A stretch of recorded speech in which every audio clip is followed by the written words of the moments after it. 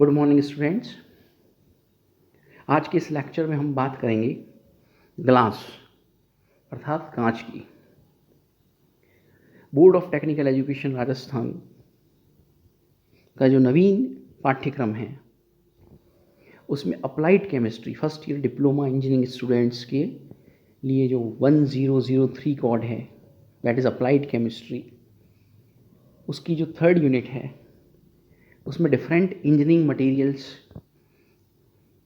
के बारे में कहा गया है, जिसमें एक इम्पॉर्टेंट मटेरियल है ग्लास। और कल हमने ग्लास के विषय में चर्चा की थी। पिछले लेक्चर में हमने ग्लास के बारे में पढ़ा था कि ग्लास क्या होता है केमिकली, नॉर्मली वो किस टाइप्स का होता है, कहाँ यूज़ होता है, उसकी क्या फिजिकल क्या केमिकल प्रॉपर्टीज़ होती हैं। आज उसी को कंटिन्यू करते हुए इस लेक्चर में हम देखेंगे कि ग्लास को कैसे मैन्युफैक्चर किया जाता है, अर्थात बड़े पैमाने पर ग्लास का उत्पादन किस प्रकार से उद्योगों में किया जाता है, इसकी विस्तार से चर्चा करते हैं। तो आइए देखते हैं मैन्युफैक्चर ऑफ ग्लास। अगर हम निर्माण विधि की बात करें कि इसको बड़े पैमाने पर कैसे बनाया जाता है, तो देयर आर 4 स्टेप्स। इस प्रक्रिया में 4 पद होते हैं। फर्स्ट इज कॉल्ड मेल्टिंग, जिसको हम प्रगलन कहते हैं। दूसरा जिसको कहते हैं फॉर्मिंग एंड शेपिंग, अर्थात उसको बनाना या आकार प्रदान करना। थर्ड जिसको हम कहते हैं एनिलिंग या तापानुशीतन। और फोर्थ और फाइनल जो स्टेप होता है उसको हम कहते हैं फिनिशिंग, यानी उसको चमकाना। तो फिनिशिंग के बाद वो उस तरीके का हो जाता है, उस फॉर्म में आ जाता है जिस फॉर्म में हम उसको इस्तेमाल करते हैं या मार्केट में देखते हैं। सबसे पहले देखेंगे what is melting, what is done in melting, क्या किया जाता है प्रगलन के पद में। तो जो कच्चा पदार्थ होता है, रॉ मटेरियल होता है, जिसको हम कांच के उत्पादन के लिए इस्तेमाल करते हैं, वो एक सामान्य ग्लास, सोडा ग्लास की बात करें तो क्या होता है, रेत, दैट इज SiO2, सिलिका भी कहते हैं जिसको, सोडा यानी Na2CO3 एंड चूने का पत्थर लाइमस्टोन, जिसको हम CaCO3 कहते हैं। ओके, तो CaCO3, Na2CO3 और रेत, इन तीनों को हम रॉ मटेरियल के रूप में इस्तेमाल करते हैं। इन तीनों के साथ में कांच के छोटे छोटे टुकड़े, जिनको कुलेट्स कहा जाता है, उन सबको मिलाकर के बहुत बारीक पीस लिया जाता है। जितना बारीक हो सकता है उतना उसको पीस लेते हैं। और ये जो बारीक मिश्रण बनता है इसको हम कहते हैं batch, this is called batch. कांच के जो छोटे छोटे टुकड़े हम डालते हैं इसमें, उसको कुलेट्स कहा जाता है। और उसका पर्पज़ ये होता है कि वो बनने वाले मिश्रण के, यानी कांच के गलनांक को कम कर देते हैं, जिससे फ्यूजन या संगलन की प्रक्रिया बहुत आसान हो जाती है, संगलित करना आसान हो जाता है। तो इसके लिए हम उसको चाहते हैं कि मेल्टिंग टेम्परेचर कम हो जाए, उसका गलनांक कम हो, ताकि प्रोसेस ईजी हो जाए गलने की। और इसके लिए हम उसको ईजीली संगलित करने के लिए हम उसमें कुलेट्स यानी कांच के छोटे छोटे बारीक टुकड़े डालते हैं इसके समय। इस मिश्रण को हम भट्टी में, स्पेशली डिज़ाइन फर्नेस होती है, भट्टी होती है, उसमें 10 से 20 घंटे तक, लगभग 1600 से लेकर 1900 डिग्री सेंटीग्रेड की जो तापमान होती है उस परास पर, दिस इज़ वेरी इंपॉर्टेंट, कि बहुत लंबे समय के लिए 10 से 20 घंटों तक 1600 से लेकर 1900 डिग्री सेंटीग्रेड तक टेम्परेचर या तापमान पर उसको क्या किया जाता है, गर्म किया जाता है। तो जब ऐसा किया जाता है तो कुछ केमिकल प्रोसेसेस इन कंपोनेंट्स के बीच में होते हैं, रासायनिक अभिक्रियाएं होती है, जिसके फलस्वरूप कार्बन डाइऑक्साइड गैस एलिमिनेट होती है, बाहर आ जाती है, उसका निष्कासन होने लगता है और हमको एक ठोस मिश्रण प्राप्त होता है, गलित मिश्रण प्राप्त होता है, उसको हम मोल्टन मास, है ना, उससे हम संगलित मिश्रण कहते हैं, that is called molten mass. Okay, तो उस तरह से ये पदार्थ हमको प्राप्त हो जाता है। और देखिए किस टाइप की भट्टी होती है, तो ये एक स्पेशली डिज़ाइंड फर्नेस है जिसको हम इस्तेमाल कर रहे हैं। इसमें जो मिश्रण है हमारा, जिसको हम सोडा ऐश कह रहे हैं, लाइमस्टोन और सैंड, ये जो मिश्रण है और साथ में कूलेंट्स, इसको हम यहाँ इस्तेमाल कर रहे हैं। इस पोर्शन में इसको रखा जाता है और यहाँ पर क्या होता है, अग्निशः ईंटों का स्तर लगा होता है, ये फायर ब्रिक्स होती हैं, तो जो इस हाई टेम्परेचर को 1800 डिग्री सेंटीग्रेड के टेम्परेचर को बर्दाश्त करती हैं। यहाँ पर गर्म किया जाता है इसको, जनरली प्रोड्यूसर गैस का इस्तेमाल किया जाता है, उसके द्वारा यहाँ हीट प्रोड्यूस की जाती है। हॉट गैसेस को ब्लो किया जाता है यहाँ इसके ऊपर से, और इसके फलस्वरूप क्या होता है, हॉट गैसेस के ब्लो होने के फलस्वरूप ये मिश्रण 10 से 20 घंटे के लिए यहाँ पर 1600 से 1900 डिग्री सेंटीग्रेड तापमान की परास पर, एवरेज टेम्परेचर लगभग 1800 डिग्री सेंटीग्रेड होता है जो यहाँ मेंशन किया गया है, इसको गर्म किया जाता है। और इस तरह से कंटिन्यूसली इसको गर्म करते हैं तो इससे इसका संगलन हो जाता है और इसका मेल्टिंग, प्रगलन होकर के और एक गलित मास बनता है, जिसे ठंडा करने पर ठोस प्राप्त होता है, जिसको हम मोल्टन मास कहते हैं, है ना। उसको हम क्या कहेंगे, संगलित द्रव्यमान कहते हैं। तो आप देखिए इस प्रकार से इस भट्टी का इस्तेमाल किया जाता है।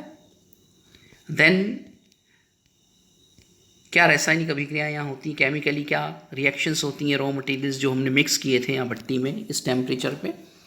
तो calcium carbonate that is the limestone, इसका थर्मल डिकम्पोजिशन हो जाता है, ये तापीय रूप से अपघटित हो जाता है और ये बनाता है क्विक लाइम कैल्शियम ऑक्साइड, और कार्बन डाइऑक्साइड गैस देखिए आप बाहर निकल जाती है। ये अप एरो दिखाया है जिसका मतलब है इसका निष्कासन हो रहा है, ये गैस के रूप में बाहर निकल रही है।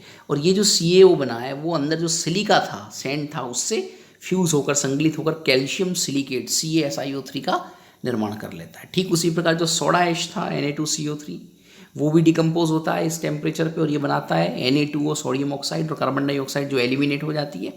And this Na2O sodium oxide also reacts with silica and fuse to form silicate of sodium Na2SiO3। Clear. अब यहाँ जो दो इंपॉर्टेंट कंपोनेंट बने हैं, एक कैल्शियम सिलिकेट और एक सोडियम सिलिकेट, ये दोनों फिर सिलिका से इस टेम्परेचर पे मिक्स हो जाते हैं और फ्यूज़ होकर के और जो मोल्टन मास बनाते हैं, that is chemically actually Na2O CaO.6 of SiO2, जिसको हम कांच कहते हैं। सामान्य सोडा ग्लास जो होता है सबसे नॉर्मल प्रकार का, उसका यह सूत्र हो सकता है और इसको हम कहेंगे कांच। तो इस तरह से कांच का निर्माण यहाँ होता है। तो ये इंपॉर्टेंट केमिकल रिएक्शंस हैं। What is the chemistry involve in manufacture of glass, अगर ये पूछा जाए तो आप यहाँ ये लिखेंगे इसमें, दिस इज़ इम्पॉर्टेंट, करेक्ट, और ये अक्सर पूछा भी जाता है, इसे ध्यान रखिएगा। देन हम देखेंगे कि क्या किया जाता है जब ये मोल्टन मास बन जाता है, तो हम देखते हैं उसमें से कार्बन डाइऑक्साइड या अन्य निष्कासित होने वाली गैसें पूरी तरह से बाहर आई या नहीं आई। तो जब ये पूरी तरह से निष्कासित हो जाती हैं तो हम क्या करते हैं, अगर ज़रूरत हो तो कुछ पदार्थ डालते हैं जिनको विरंजक या डीकलराइजर्स कहते हैं। क्लियर।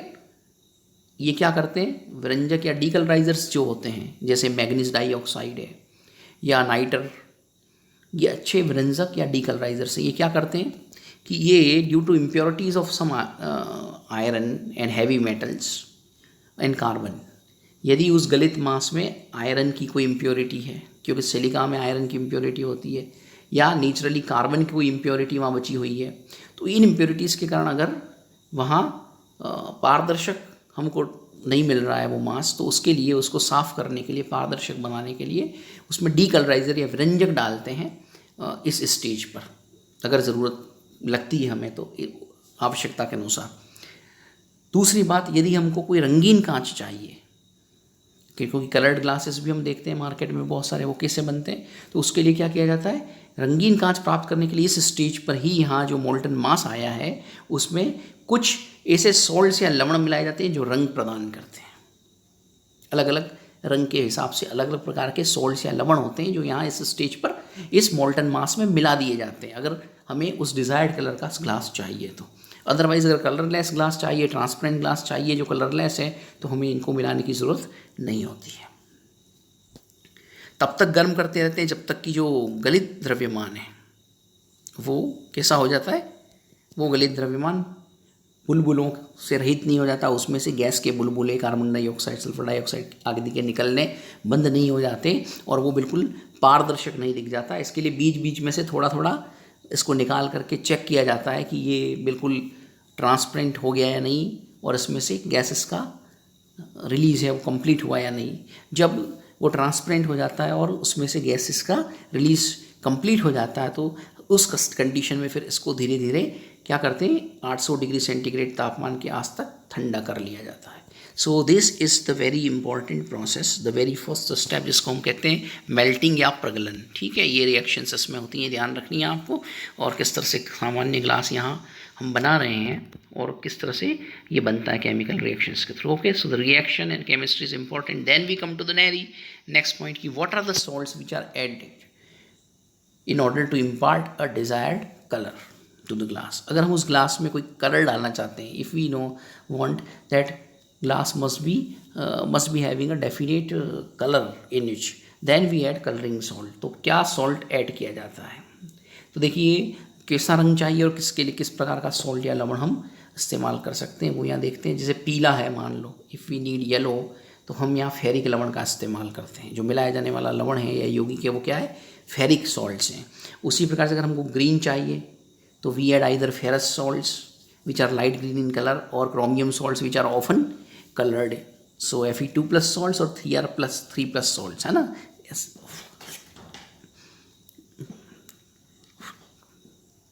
तो फेरस सॉल्ट मिलाए जाते हैं। अगर लाल चाहिए हमको तो हम या तो कॉपर का ऑक्साइड मिलाते हैं, तांबे का ऑक्साइड, या निकल लवण जो है वो मिलाए जाते हैं इसके लिए। बैंगनी अगर हमको करवाना है तो हम उसके लिए मैग्नीज के ऑक्साइड्स मिलाते हैं। ब्लू कलर के लिए हम कोबाल्ट सॉल्ट्स इस्तेमाल करते हैं। अगर हम चाहें कि ओपेक वाइट, द्वितीय श्वेत बने, ये मिल्की वाइट, तो मिल्की वाइट के लिए हम क्रायोलाइट मिलाते हैं। Na3Al(F6) इज ओर और mineral of aluminium called cryolite, या हम कैल्शियम फॉस्फेट मिलाते हैं, है ना, कैल्शियम का फॉस्फेट मिला देते हैं। दोनों में हो जाता है, क्रायोलाइट भी यूज होता है। प्रतिदीप्त पीला हरा, फ्लोरिसेंट येलो ग्रीन कलर अगर हमको चाहिए होता है तो उसके लिए हम क्या मिलाते हैं, यूरेनियम का ऑक्साइड इसमें मिला देते हैं। तो इस प्रकार से हम देखते हैं कि विभिन्न धातुओं के आयन या उनके लवण जो एक विशेष ऑक्सीकरण अवस्था में हैं वो एक विशेष प्रकार का रंग यहाँ इस मोल्टन मास को प्रोवाइड कर सकते हैं। तो depending upon the choice of colour जो हम चाहते हैं ग्लास में, हम सॉल्ट्स को रिक्वायर्ड अमाउंट में इस स्टेज पे यहाँ डाल दिया जाता है मोल्टन मास में, संकलित द्रव्यमान में। ठीक है, तो ये भी इम्पॉर्टेंट है। देन हम देखेंगे दूसरा जो स्टेप है इसमें, दैट इज़ फॉर्मिंग और शेपिंग। अब क्या करते हैं कि इस पिघले कांच को आकार देना है, तो उसको कहते हैं फॉर्मिंग या शेपिंग। और ये आकार देने का काम किस प्रकार से किया जाता है, 3 प्रकार से किया जा सकता है, कोई भी एक प्रकार जो उचित है। जैसे या तो सांचों में डालते हैं, पहले से बने हुए जो होते हैं उनमें सांचों में इनको डाल दिया जाता है, या फिर ब्लोअर के द्वारा इसको हॉट मास को ब्लो कर दिया जाता है, इससे भी डिज़ायर्ड शेप आ जाती है। और तीसरा रोलर से प्रेस करके, जो बड़े बड़े रोलर्स होते हैं उनके बीच में इसको डाल करके और यूनिफॉर्मली प्रेस करके इसको फ्लैट किया जाता है। फिर इसको इससे एक उसका जो निश्चित नियत आकार जैसा हम चाह रहे हैं वो प्राप्त हो जाता है। तो डिपेंडिंग अपॉन द रिक्वायरमेंट कि हमको किस स्टेज पे कितने लेवल तक कैसे शेपिंग करना है, फॉर्मिंग करना है, हम इस तीनों में से किसी भी एक मेथड का इस्तेमाल आसानी से कर सकते हैं जो प्राय किया जाता है। देन थर्ड इज जिसको हम कहते हैं तापानुशीतन। व्हाट इज तापानुशीतन या annealing? It is very important from examination view point. अक्सर इसको पूछा जाता है कि तापानुशीतन क्या होता है, व्हाट इज़ एनीलिंग। तो अगर ये पूछा जाए तो यहाँ बहुत ध्यान में रखने की बात है कि कांच को